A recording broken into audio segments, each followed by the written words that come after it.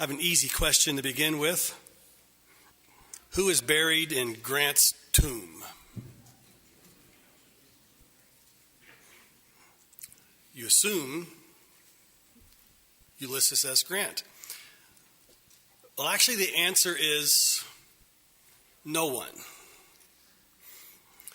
Because Ulysses S. Grant and his wife are in a mausoleum above the ground, so they are not buried in the tomb. Now you know how I'm going to play, right? Okay, question 2. Who wrote the autobiography of Malcolm X? The autobiography.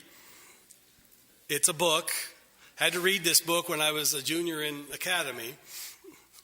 The autobiography of Malcolm X. Some of you don't know who Malcolm X was. He was a black leader in New York in the 60s. A little farm boy from Indiana reading the autobiography of Malcolm X was like, whoa, this is a totally different world. Who wrote the autobiography of Malcolm X? The answer is Alex Haley. He interviewed Malcolm X, and he actually ended up writing the book, and he's co-author of the book. Yes, now you understand what kind of questions these are. This one will be easier for you. Who wrote the book of Daniel? Well, you're going to say Daniel, but in actual fact, one chapter of the book of Daniel, chapter 4, was written by Nebuchadnezzar. Yeah, I'd already primed you for that, hadn't I? Daniel chapter 4, starting with verse 1. Nebuchadnezzar, to all peoples, nations, and languages that dwell in all the earth, peace be multiplied to you. It has seemed good to me to show the signs and wonders that the Most High God has done for me. How great are his signs, how mighty his wonders. His kingdom is an everlasting kingdom, and his dominion endures from generation to generation. This story is the story of the conversion of Nebuchadnezzar. It's a story that is a very fascinating story because it's the testimony of Nebuchadnezzar's conversion.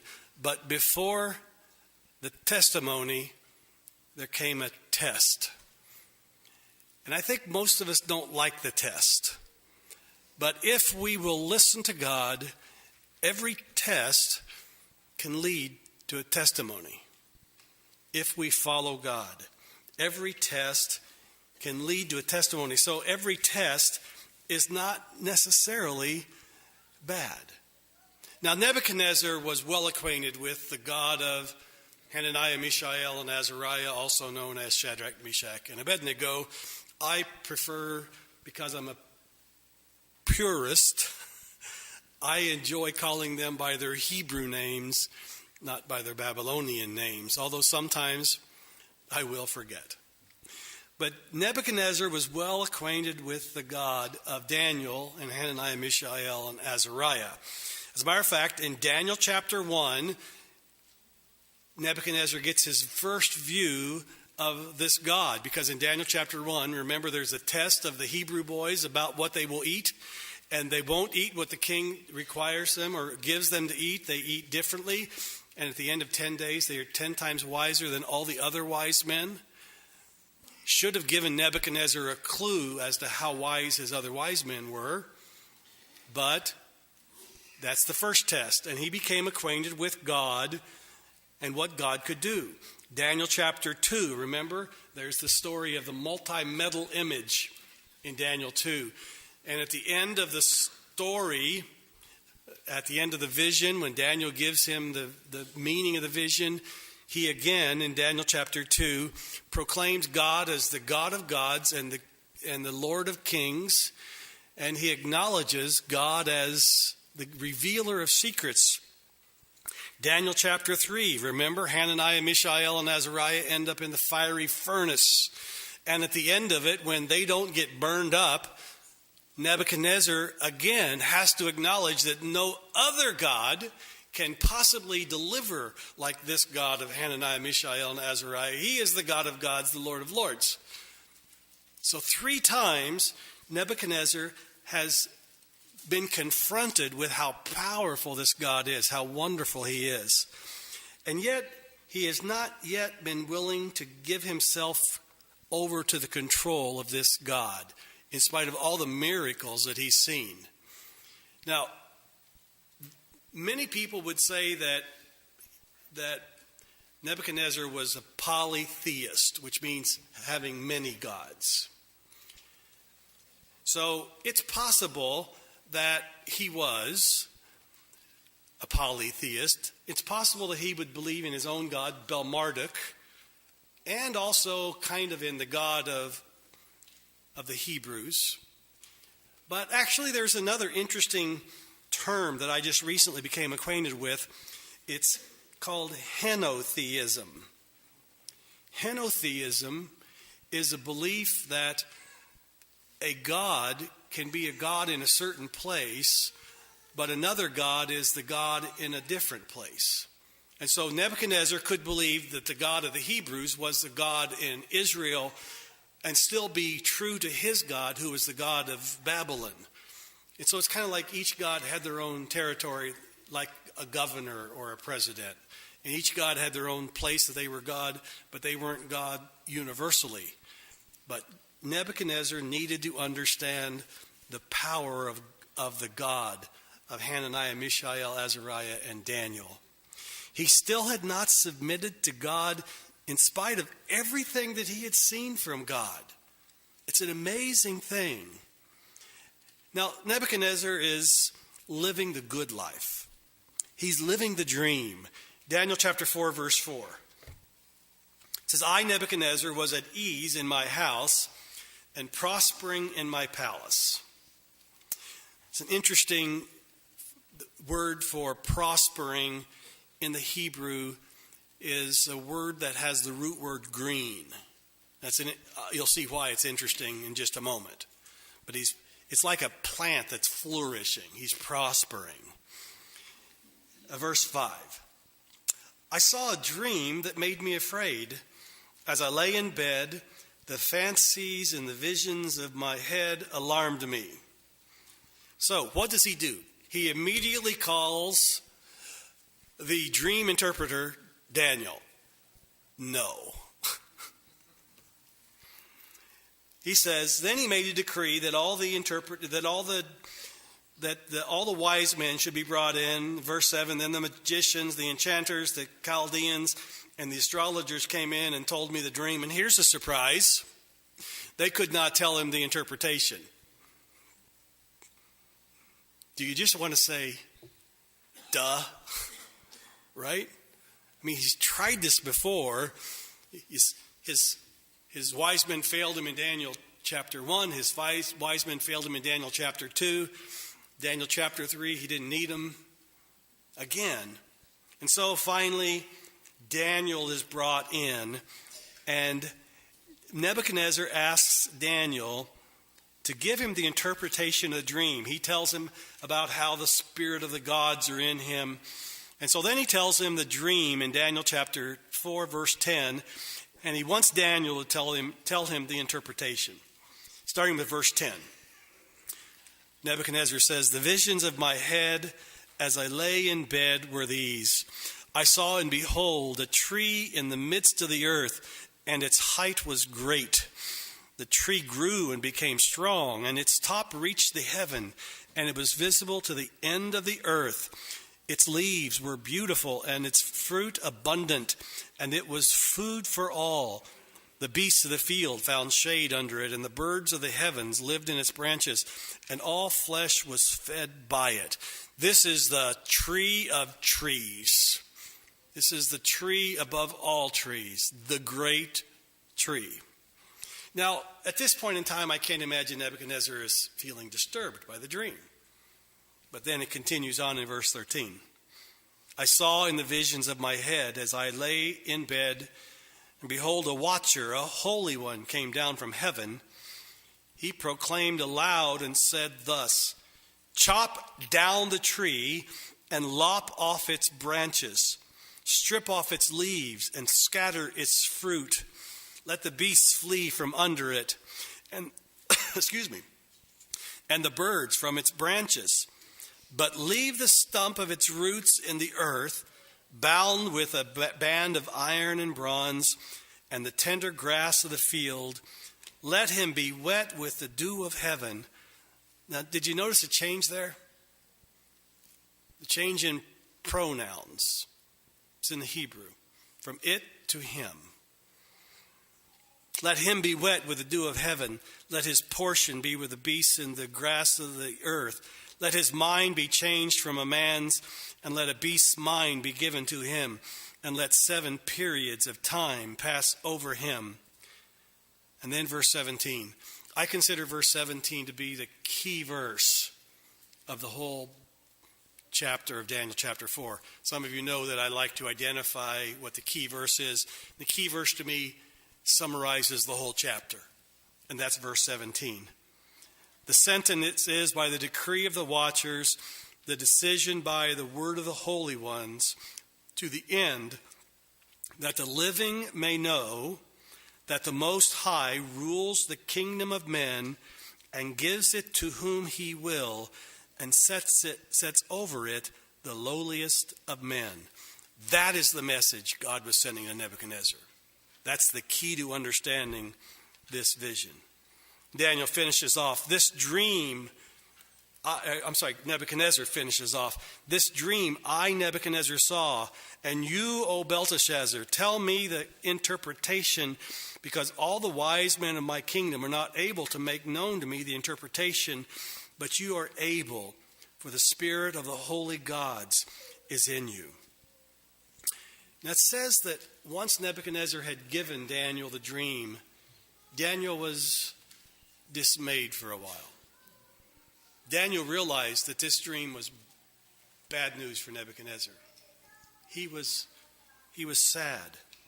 I think that even though Nebuchadnezzar was hard-hearted and hadn't really come around to God, I think Daniel really liked him. You get it. You get it from the idea here. Look at verse number 19. Then Daniel, whose name was Belteshazzar, was dismayed for a while, and his thoughts alarmed him. The king answered and said, Belteshazzar, let not the dream or the interpretation alarm you. And Belteshazzar answered him and said, My Lord, may the dream be for those who hate you, and its interpretation for your enemies. In other words, Daniel's saying, may the interpretation of this dream come upon them, not upon you. And then he starts to tell him starts to tell him about the dream.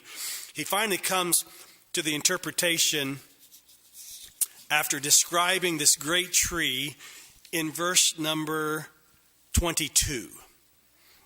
Daniel describes the tree, how it grew, and just as you've already read, but verse 22, Daniel tells him the interpretation of the tree. He says, it is you, O king, who have grown and become strong. Your greatness has grown and reaches to the heaven, and your dominion to the ends of the earth. Nebuchadnezzar, you are the tree. Now, one would believe that Nebuchadnezzar is not as excited about being called a tree as he was in Daniel 2 when he was called the head of gold. I mean, that sounds really hotsy-totsy. You know, the 50th wedding anniversary for couples, they've been together 50 years, is the golden anniversary. What's the wood anniversary? I mean, it's really early. Wood is just worthless. But he was the greatest tree of all, so probably he wasn't particularly offended. You are the tree. Continuing on in verse 23. And because the king saw a watcher, a holy one, coming down from heaven and saying, chop down the tree and destroy it, but leave the branch of its roots in the earth, bound with a band of iron and bronze, in the tender grass of the field, and let him be wet with the dew of heaven, and let his portion be with the beasts of the field, till 7 periods at a time pass over him. This is the interpretation, O king. It is the decree of the Most High, which has come upon my lord the king, that you shall be driven from among men, and your dwelling shall be with the beasts of the field. You shall be made to eat grass like an ox, and you shall be wet with the dew of heaven, and 7 periods of time shall pass over you, till you know that the Most High rules the kingdom of men and gives it to whom he will. O king, you are this tree, but what is decreed about this tree will come true in your life. You will lose your mind.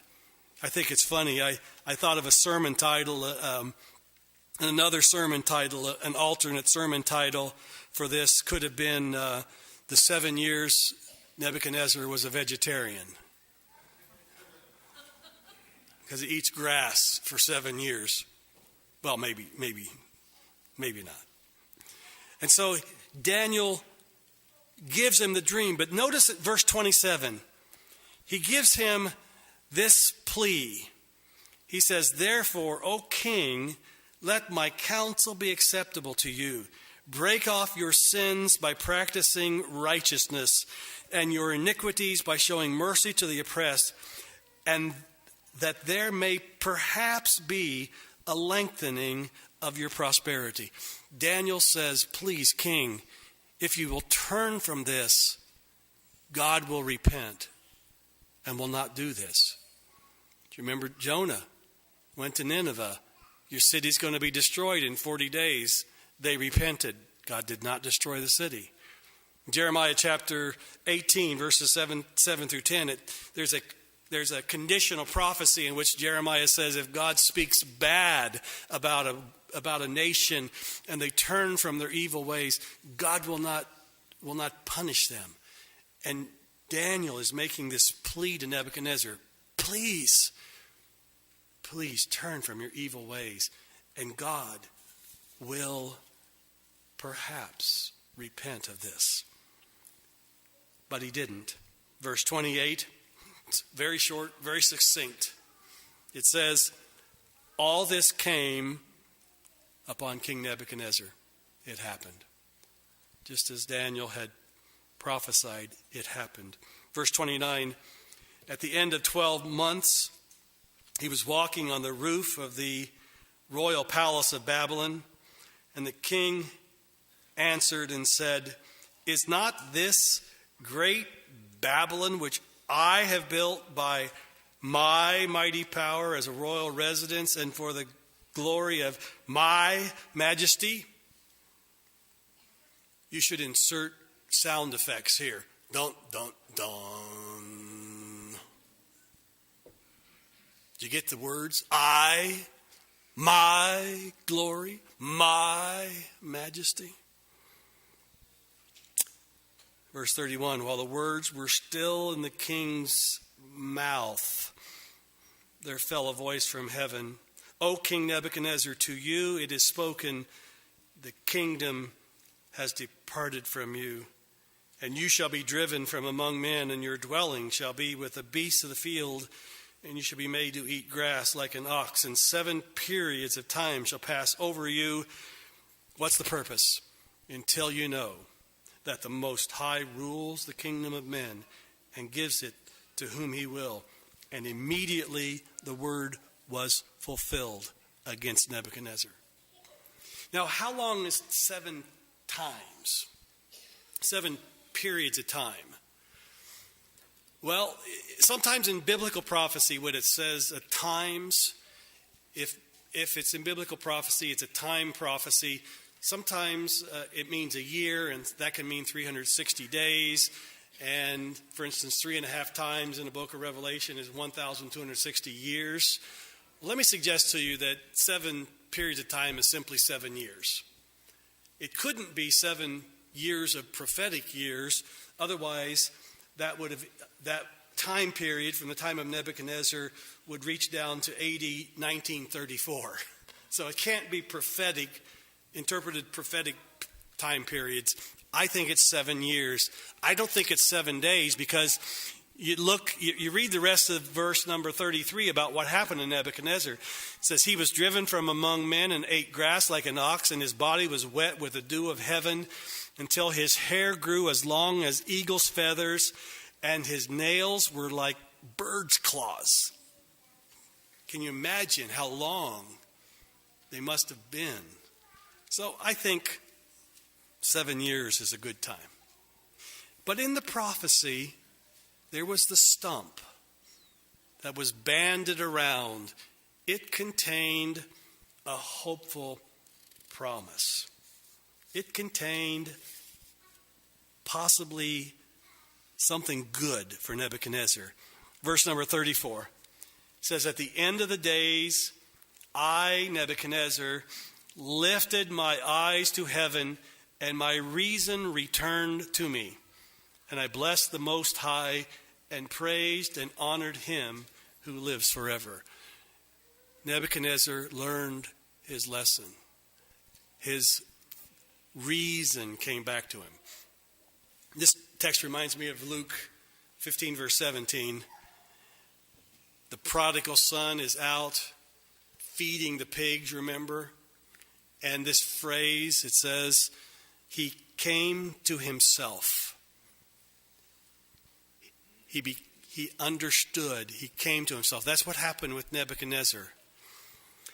Ask yourself this question. When God is left out, can a man really be in his right mind? I don't think so. When God is left out, can a man really be in his right mind? This story of Nebuchadnezzar is a powerful story of how God had to humble a proud pagan king. But it wasn't because he was so ticked off at him that he wanted to punish him. There was redemption as the end. There was a test. And the test led to a testimony. Now, it's easy for us to kind of be hard on Nebuchadnezzar. When Nebuchadnezzar took the class God 101, he was in the slow learners class. Kind of, you think. He just couldn't allow God to take control over his life, even though God over and over and over 3 times tried to manifest his control and tried to show his control over history, over the world, over men. He tried to show his control, but Nebuchadnezzar simply didn't want to give up control. Now, we could really be hard on Nebuchadnezzar for that, but I think to my own life, how about yours? Don't you like to be in control of your life? Don't you like to be in control of what you do? And don't we give up control very, very difficultly? Now, there are certain places in my life that I'm perfectly happy for God to have control. I'm perfectly happy for God to tell me that I shouldn't go out and get drunk every night. Because I wouldn't anyway. I'm perfectly happy for God to tell me that I shouldn't smoke cigarettes and take cocaine. Because I wouldn't anyway. I have a half-brother who died of a cocaine overdose. I know what it can do. My father was an alcoholic. He died at the age of 65. I know how silly people act when they're drunk. My grandfather died of emphysema when I was a small child. I know what smoking does. So I'm perfectly happy for God to be in control of that parts of my life, because this is the way I would live my life anyway. But it's when God asks to be in control of my life, when I have different opinions as to how I want to control that part of my life, that's when this happens. Aren't we all like that? We're perfectly happy for God to be in control of our lives as long as that's what we would do anyway.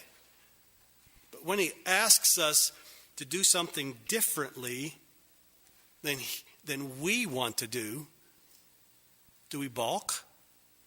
Do we say, well, I don't know? Ask yourself, how much control and charge do you really give God in your life? In every area, the areas that cramp your style, the areas that ask you to change and do something you don't want to do. Now, I can't give you specifics because that's different for every single one of us. Satan knows where our weaknesses are, and he tempts us there. Satan has never tempted me with Brussels sprouts.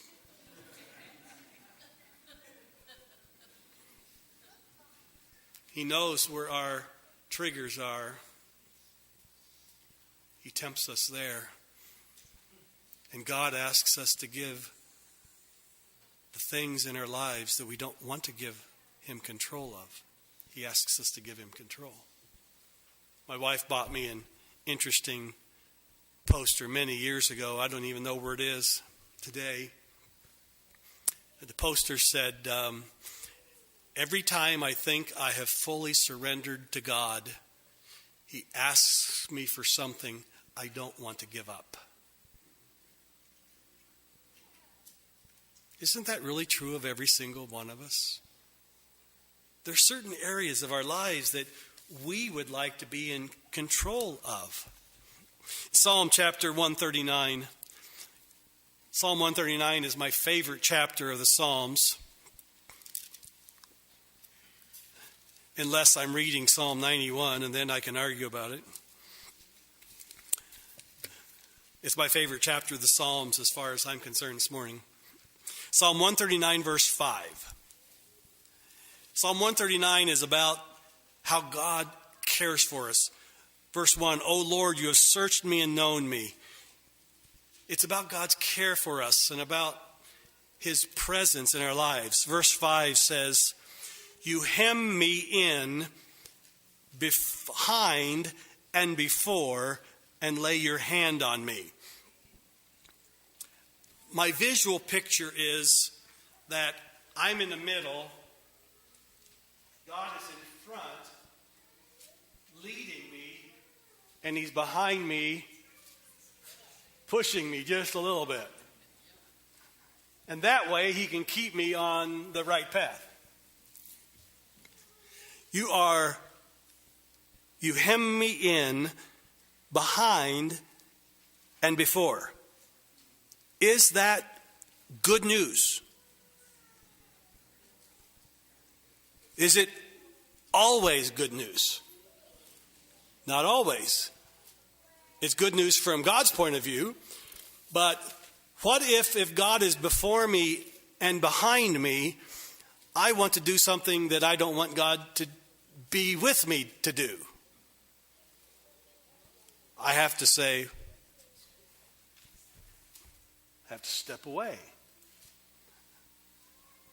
He wants to be in control of all of our aspects of our lives.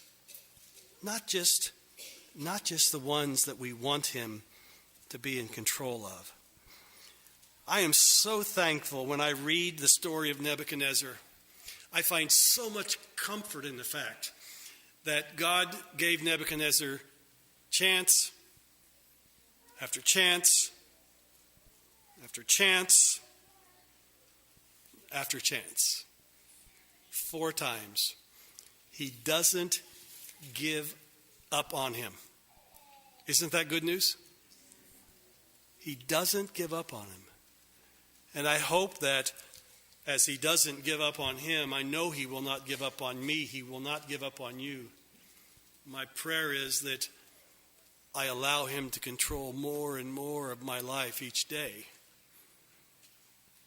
As he hems me in before and behind, he wants to be in charge. How much will I let him? We had an interesting discussion, a question Sunday night after I finished the Prophecies of Hope meeting. I preached on Daniel chapter 3, and someone at the back door asked me the question, do you think Nebuchadnezzar will be in heaven? Based on Daniel 4, absolutely. I'm counting on it. I got some questions I want to ask him about the Ishtar Gate. Although maybe we won't even remember it. I don't know. But yeah, I think he'll be there. Because ultimately he allowed God to control his life. Was he perfect? Never. But he went through the test. And he came out with a testimony. And I'll bet the same thing will happen in your life if you'll allow God to work in that way. As we close, let's sing number